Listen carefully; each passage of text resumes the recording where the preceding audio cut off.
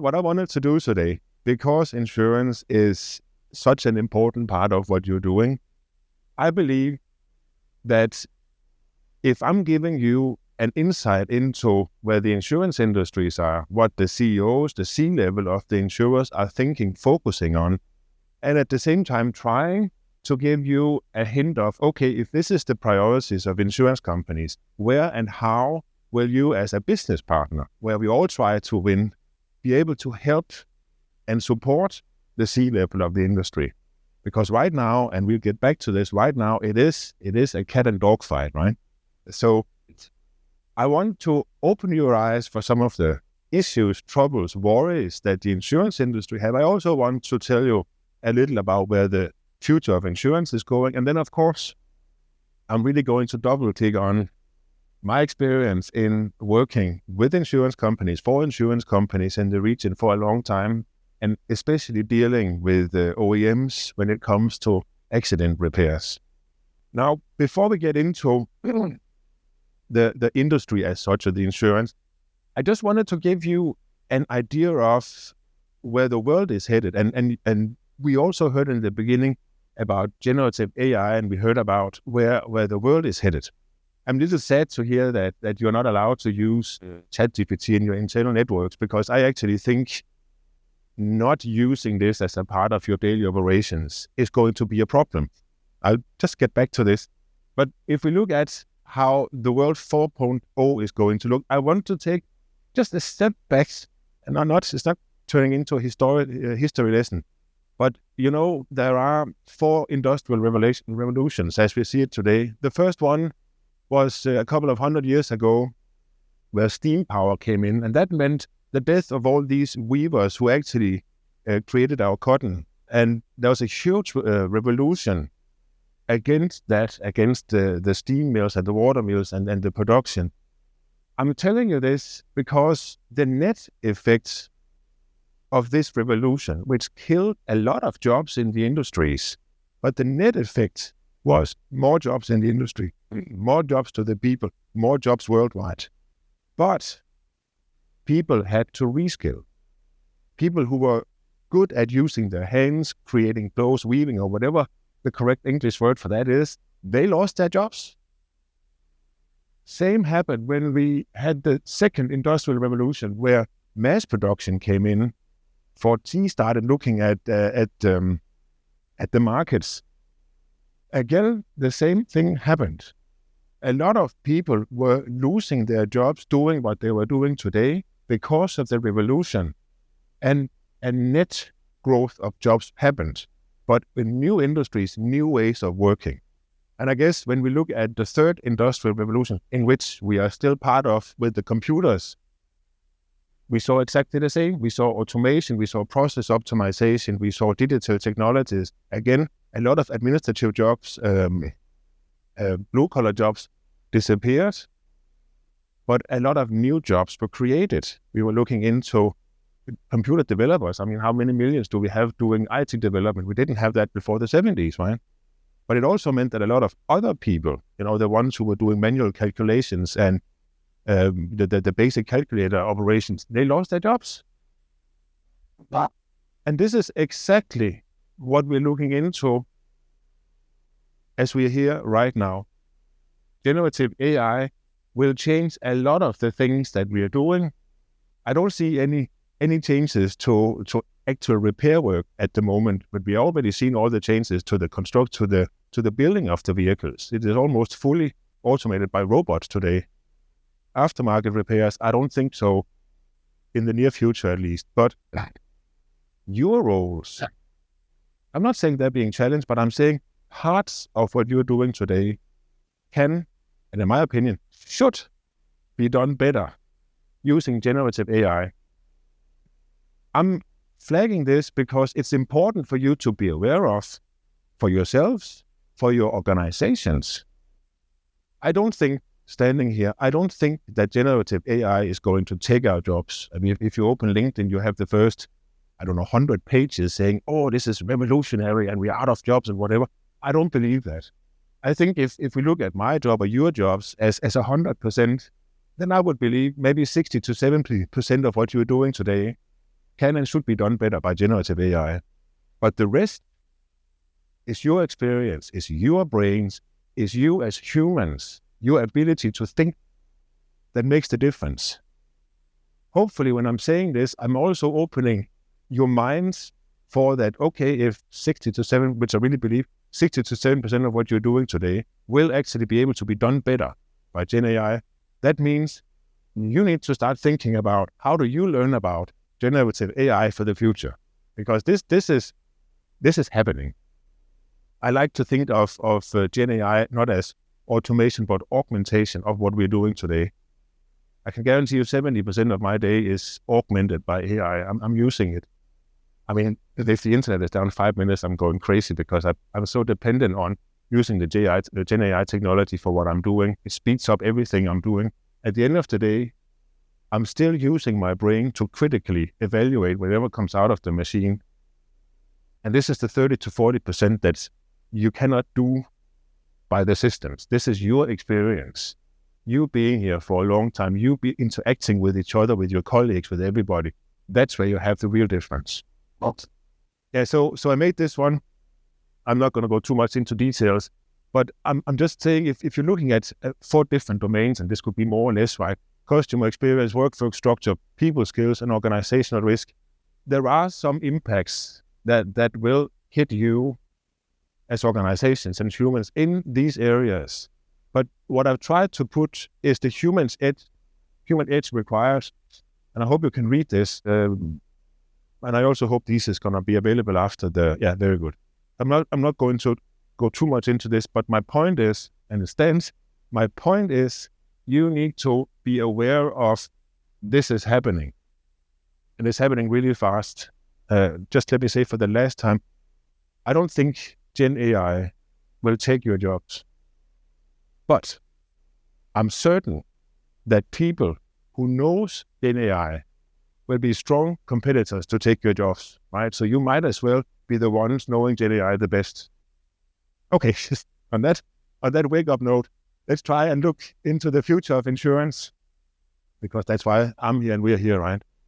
I want to give you an idea of where the insurance industry is headed. I'm not going to spend too much time because this is very industry-specific and not necessarily super relevant for what you're doing.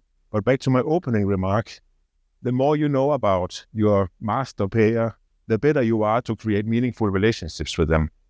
Insurance companies and the future of insurance is looking into embedded insurance.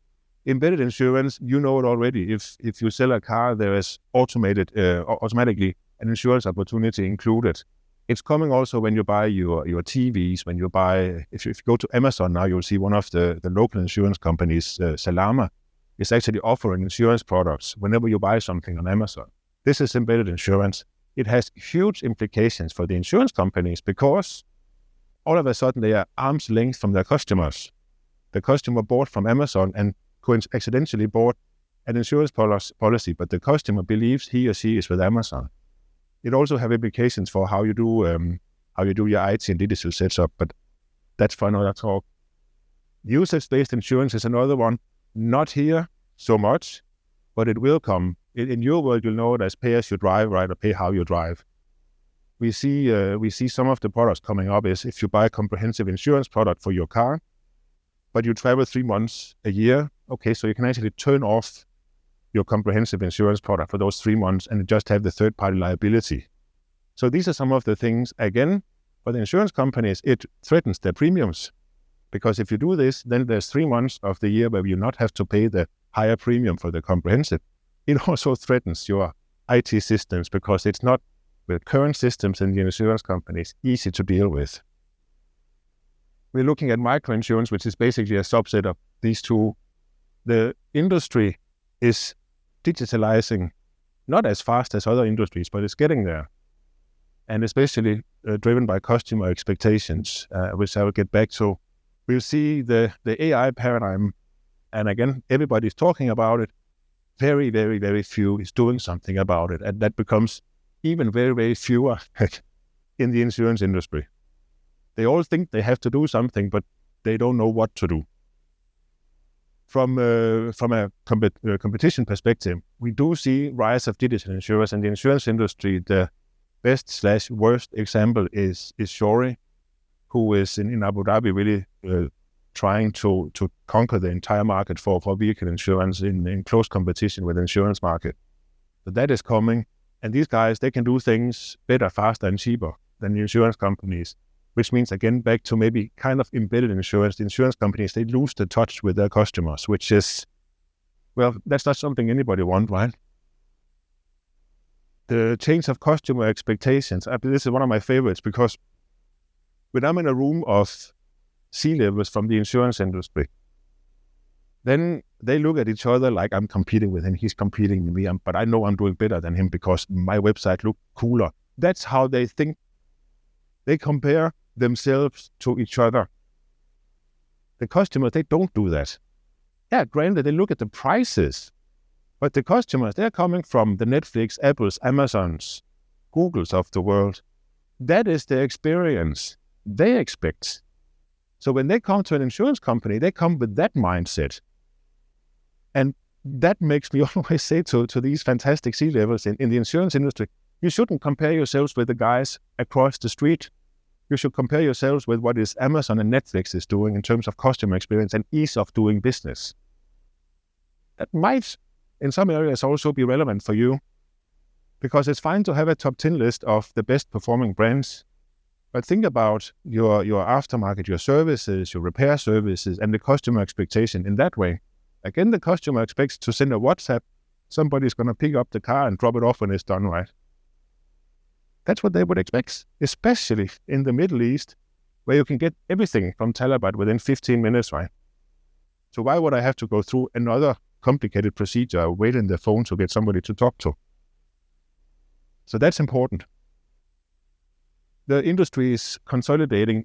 You're probably not following this, but the last month alone, 3 insurance companies in the UAE have had their licenses revoked because they're insolvent. They simply cannot pay the bills. Why? Because of the competition, because of poor claims cost management, and of course, a lot of other reasons. But we will see an industry consolidation, which means that your master payers likely will become stronger and stronger because they will consolidate the volume they put into the network. All right. So that was a one-on-one. Let me just tell you what's on top of the CEO's mind. I've met 80 to 85% of all insurance CEOs in the GCC, and I created this overview. I will not go into details, but this is actually a ranked overview of what's most important for the CEOs in the insurance companies. And of course, first we need the technology, the core system modernization.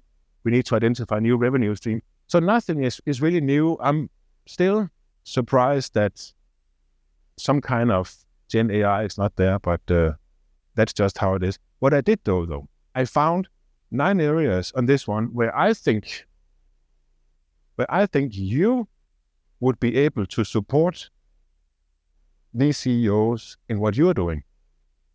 And these are the ones I'll get to them first. So for one of them, you would be able to help them identify new revenue streams. And this is back to the discussion that if you weren't so, pardon my French here, if you weren't so damn expensive in your repairs, you might actually open up for the door for the insurance companies to wanting to send much more vehicles to you.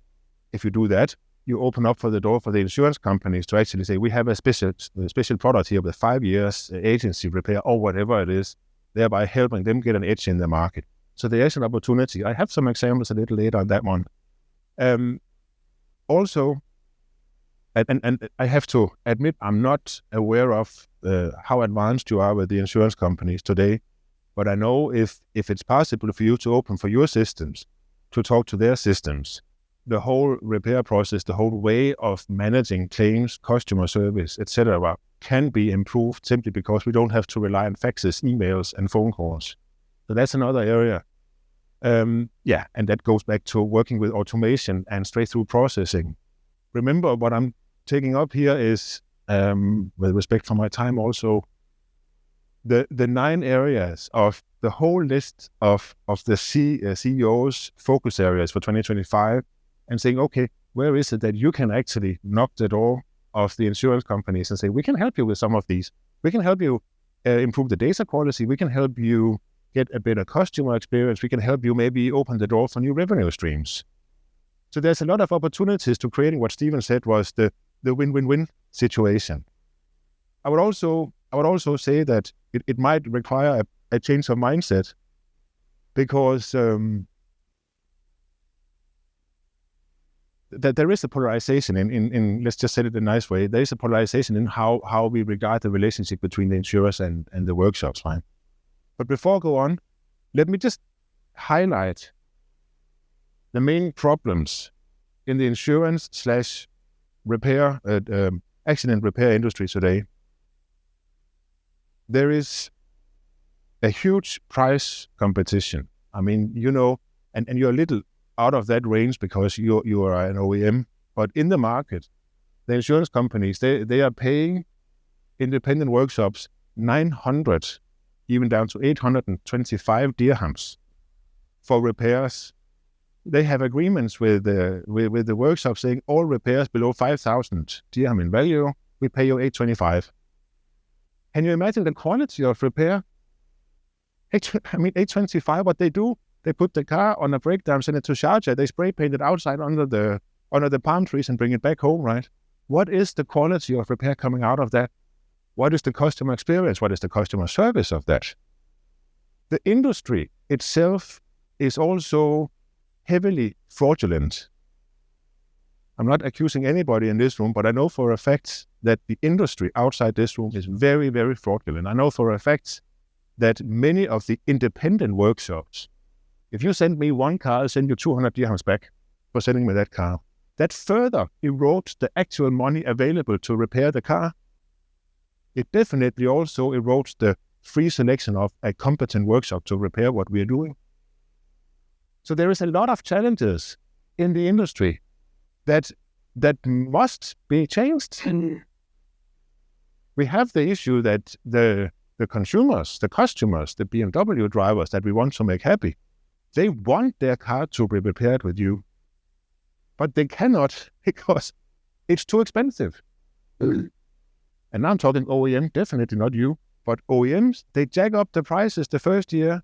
So the insurance companies say, we can only do this because it's mandatory. After that, there's no way in hell we're going to introduce the opportunity to have agency repair. So the customers are losing. So we have to fix this one way or another. And the CEOs of the insurance companies, they're very well aware of all these problems. But they they cannot change it. Why? They don't have the capabilities. They don't have the technical expertise in the insurance organizations. They definitely don't have the core system to support it. And the worst part, in many insurance companies, the entire claims operation is fraudulent. So even if a CEO comes down and says, we have to change everything, he's talking to people who get maybe 30 and 40% of their income from unethical channels. They're not going to change anything, regardless of what he says. So that there are a lot of challenges in this industry that somewhere or another we have to address. And then, of course, we have the fantastic talk about us versus them, the elephant in the room, right? The whole relationship between the payer and the repairer. The thing is that you're sitting and saying, oh, but the insurance company says X, Y, Z, and the insurance company is saying, but the repairs, they're X, Y, Z. And that's fine. It's probably true, all of it. The problem is the one that we want to make happy, the BMW owner. He is definitely caught in the middle. He's losing. I know that insurance companies are blaming you for not being ethical, for not you, BMW, but OEMs, for not wanting to play ball, and the car is waiting because we're still waiting for the OEM to come with a proper price. And I also know the other way around. OEMs are blaming the insurance company, saying, we can't repair the car because we haven't got approval to repair it yet. We're waiting because whatever. And the customer, who actually pays all of us our salaries, is the one who have to call you and talk about what's going on with the insurance company, who have to call the insurance company and talk about, because nobody is coordinating, talking about it. And I think that's an industry problem that is tangible and, in my opinion, should be dealt with. So, how can we do that? I have my thinking about it, of course, and I would really welcome, if we have a few minutes, I would really welcome to hear your thinking and comments to what I'm talking about here, because this is very, very valuable to me. Right now, I'm just standing here and tirading one way, right? But some of it might resonate with you, and some of it might not, and I really want to hear that feedback, right? But for me, when I look at it, half outside, I'm not completely outside the industry, but from my standpoint, I think that there is a talk about, would you rather have a large share of a small pie, which is what I believe OEMs they have today. They have the first year and almost exclusively all of first year repairs. Or can we make a case to have a smaller share, but of a much larger pie? I also realize where you are today with the mandated first year repairs. It's very convenient. We don't have to do anything because we get the repairs anyway. So we'll just keep it as it is. I know if you want to think about what I like to call the loyalty approach, that requires rethinking, maybe even organizational change management, maybe even a talk with the powers that be in Germany about incentive structures. But at least I think with all the issues I've been talking about, I think it's thoughts worth having. And I did do, and of course it's very, very, easy just to put all kinds of graphs on a piece of paper and say this is the future. I realize this is easy to do and not easy to implement. What I'm trying to show you here, and it's complicated. What I'm trying to show you here is if OEMs, they prefer the large share, small pie, well, first year's revenue from accident repairs, first year profit from accident repairs is high, good, and well. Next year is close to non-existent. And that's one strategy. I'm also trying to say, or proposing, how about we find another way of approaching this, looking at the cost, the way we deal with it, replace versus repair, spare parts, and these things. What if we can find a way to work with the insurance companies to convince them that the lump sum is not a good idea outside, that convince them that if we sit down together, open our books, I've done this, so I know it works, open our books, why don't we say, okay, we reduce the cost of accident repair, still make money, we have to make money, but that opens up for a longer term engagement with the insurance companies. So what I'm showing here, and I've detailed it out, but it's still, the colors are not as good here, but what I'm showing here is that if you do the monopoly, as the OEMs are doing today, first year profit, fantastic. First year revenue, fantastic. If you do the loyalty effects, well, first year revenue, not as fantastic. First year profits, also not as fantastic. However, you'll get revenue and profit in 5 years, or maybe even more if you do this.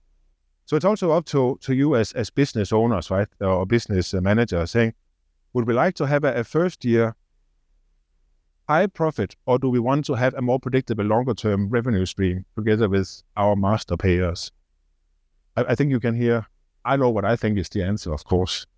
But I also see that there is quite a few benefits.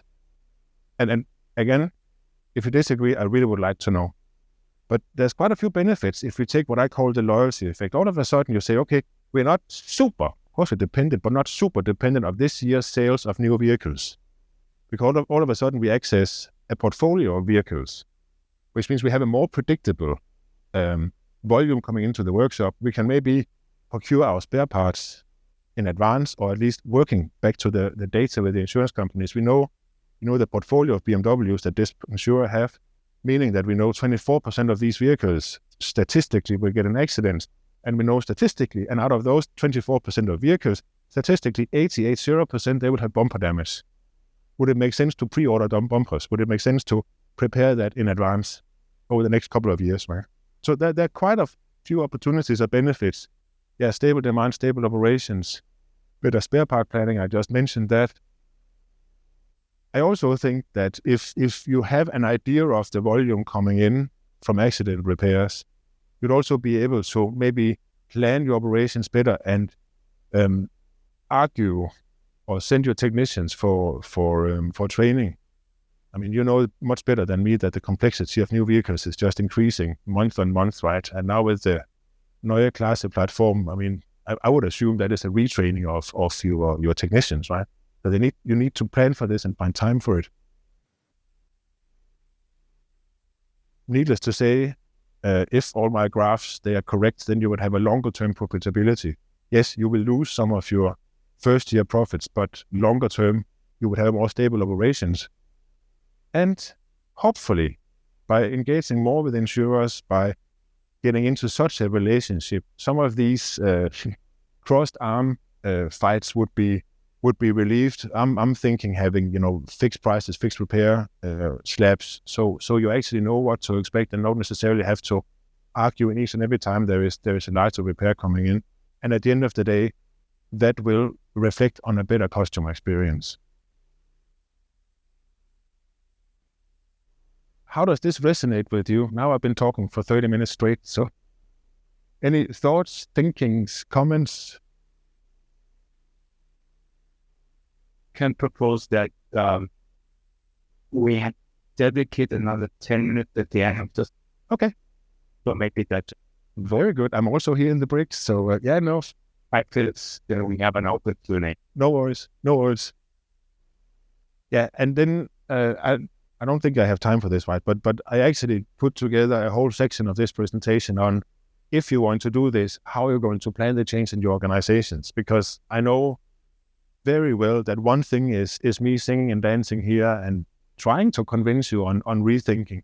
But I also know, even if I manage to convince you, you come home to a reality in your workshops, in your body shops, that requires some talk and effort to get to change, right? I see, if you're going to do it, there are at least three things that you have to work with, right? There is the whole people thing, the mindset shift. You have to want to understand the insurance companies. You have to want to get away from, I get my annual incentive on how many spare parts I sell. I get my annual incentive of how much I can charge the insurance companies. You have to go away from this and say, this is not a month on month. It's actually a more gradual incentive scheme that I have to create. And that might mean breaking down some of the silos. I'm not sure about BMW's incentive structure. I know others in the industry, they have strong incentive of how many spare parts they can sell. And of course, how many hours they can sell in the body shop, right? I know that this is from Allianz down here. They've made many calculations saying that it is for insurers cheaper to repair than replace. You can disagree, but this is an Allianz study worldwide. What happens here is that's good for the body shop, because all of a sudden our labor hours increases. Fantastic. Better utilization of the team that we already have and paying for. But for the spare parts, it's a disaster. Because if he's used to selling, or she's used to selling this much, all of a sudden they're selling that much. So they have Munich or whoever saying, what's going on here? So it's not easy. And I'm not saying that this is an easy way of getting things done. I believe personally it's the right way, and it has to start somewhere. And then you have the processes, incentive structures, and then your systems as such. All of this is things that you have to consider and understand how to do if you want to walk with me along that path, right? And I'm not saying it's only you. Insurance companies, they definitely have to change too, because they have to agree to moving more business to professional repairers, they have to agree to get rid of this lump sum system. And I'm working with insurers today, and because the first thing they will say, yeah, but I'm only paying $825, so why would I ever go to a time and material? Well, the calculations we are doing, when the insurers, they agree to do things openly, when the repairers, the body shops, agree to get into a wholehearted business relationship, what we see is if the OEMs or the independent workshops, they start billing everything time and material, but on a fair pricing, I can say, the average cost of repair for the insurance company at worst stays the same, but actually is likely to see a decline. So for the same way that you would have to take a leap of faith into, okay, we try to do a 5-year horizon, insurance companies, they definitely also have to do it, because they go away from a $825 per repair to what's going to end up in an average of $2,700-ish per repair with a time material for that kind of repairs, right? So they have to change also. It's not just you. I know I'm giving you all the heat right now, but trust me, when I'm standing against the other audience, then it's exactly the same story, but just a different message, right? The same message, but a different story. I think I'm done. Any questions, comments? Yeah, this becomes a little theoretical, and I don't think we have time for it. If you want to talk to me about how to get this done, if you're interested, you know how to find me. But otherwise, I just wanted to thank you for your attention. I hope it struck a chord or two, and any questions now? Fantastic. Otherwise, we can have a fight over the coffee machine later.